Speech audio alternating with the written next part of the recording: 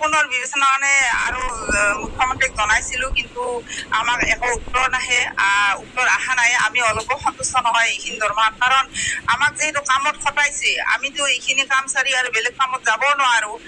এইখিনি কামেই কৰি আমি শেষ কৰিব নোৱাৰোঁ, আমাক যিমান কাম দিছে। গতিকে কামত যিহেতু খটাইছে, সেই হিচাপে উপযুক্ত মজুৰি আমাক দিব লাগে। তেওঁলোকে উপযুক্ত মজুৰি দিয়া নাই কাৰণে আমি বহুত অসন্তুষ্ট। এইখিনি টকা দি আমি দিন ৰাত কাম কৰি এইখিনি টকা দি চলাৰ কাৰণে আমাৰ বহুত কষ্ট হৈছে। এইখিনি টকা দি ঘৰ সংসাৰ চলাই আছে, আমাৰ অংগনবাড়ী কৰ্মীসকল ল'ৰা ছোৱালীক পঢ়াই আছে, নিজে খাই বহুত কষ্টৰ সন্মুখীন হৈছে। যিহেতু কাম দিবৰ সময়ত যিকোনো কামত আমাৰ অংগনবাড়ীৰ কাৰণে মনত পৰে, কিন্তু যেতিয়া টকা দিব লাগে, দৰমহা বঢ়াই দিব লাগে, মাননি বঢ়াই দিব লাগে, তেতিয়া চৰকাৰে আমাৰ কাৰণে মনত নপৰে, কমৰো কম টকাহে আমাক দিয়ে।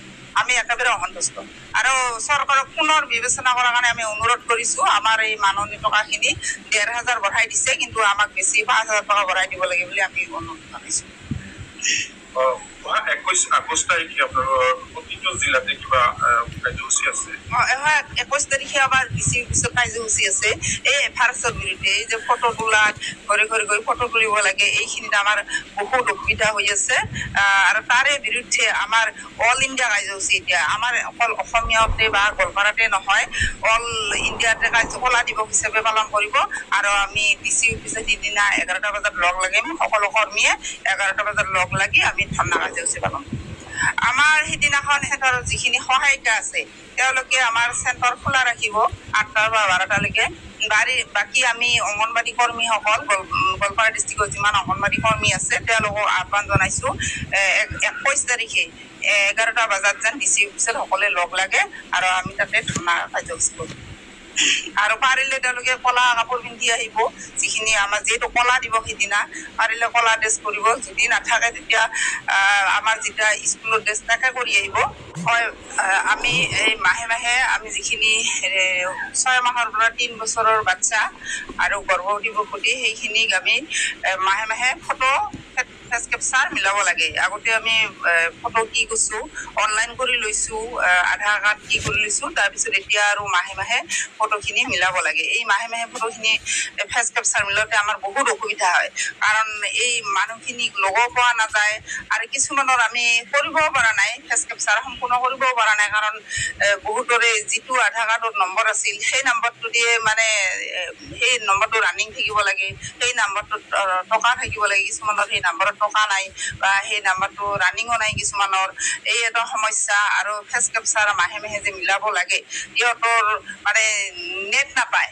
আমি যেতিয়া কাম কৰিবলৈ যাওঁ তেতিয়া মোবাইলটোৱে কাম নকৰা হয়, মানে পচন্দ থকাৰ যিটো এপছ সেইটো বহুত বিজি থাকে। আৰু মাইকীবিলাকৰ কিছুমান বাহিৰত থাকে, কিছুমানৰ মাইকীবিলাকৰ মাকবিলাকৰ মানে আধাৰ কাৰ্ড ঠিক নাই, তেতিয়া দেউতাকৰ ভৰাইছোঁ, দেউতাকে আৰু বাহিৰত কাম কৰিব যায়, তেওঁলোককো আমি লগ নাপাওঁ। এনেকৈ আমাৰ কাম কৰাত বহুত অসুবিধা হৈছে।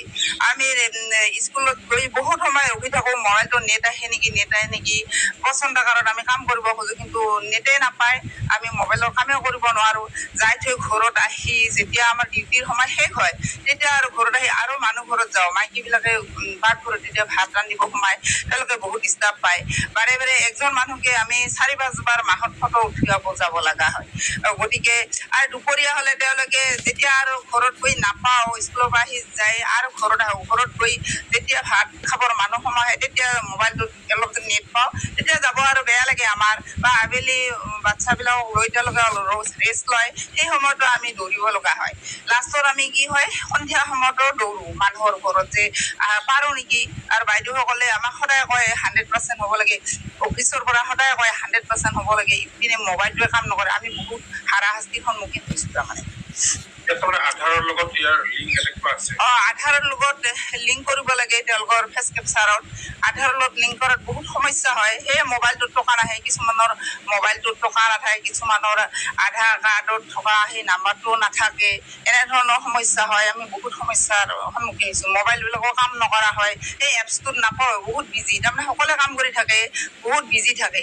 আমি বহুত কষ্ট কৰি কৰি দিনত কোনো মধ্যে ৪-৫ বাৰ যায় যে কেতিয়াবা একজনৰ কৰিব পাৰোঁ, আৰু কেতিয়াবা 2জনৰ আৰু কেতিয়াবা ৰৈ যায় আমি বহুত কষ্ট পাই আছো আমাৰ ছোৱালী বহুত কষ্টৰ সন্মুখীন হৈছে আৰু তাৰোপৰি আমাক যিখিনি খাদ্য পাতি দিয়া আমাৰ দিছো আমি ফেচ মিলাব যাব লাগে খাদ্য পাতিখিনি নিব আহিব মানুহে চেণ্টাৰত টান পায় যিহেতু মানে মানুহ সেই খাদ্য যিখিনি পেকেট খাদ্য দিছে সেইখিনি প্ৰতিও মানুহ আগ্ৰহী নহয় মানে সেইখিনি সন্তুষ্ট নহয় সিহঁতে খাই ভাল নাপায় কাৰণে নিব আহিব নোখোজে এই বহুত সমস্যা হৈছে আমাৰ মানে গৰু গাহৰিক খোৱা কথা কিছুমানে কয় যে খাদ্য নিব আহিবি আমি বাৰে বাৰে একজন মানুহকে 5-6 বাৰ খবৰ দিওঁ তেওঁলোকে আহিব টান পায় মানে আৰু আহিলেও হ'ব দে লৈ যাম যে আমি গৰুকে খুৱাম দে এনেকে কয় એટલે ল'ৰা ছোৱালীখিনি কোনো পধ্যে নাখায় আমি বহুত বুজাওঁ এইখিনি বহুত ভাল বস্তু বা উপকাৰী বস্তু বুলি আমাক অফিচৰ পৰা কৈছে হ'লেও তেওঁলোকে ল'ৰা ছোৱালীখিনি নাখায় বোলে খাই ভাল নাপায় সেইকাৰণে এই পেকেট খাদ্যৰ সলনি বেলেগ খাদ্য দিলে ভাল আছিল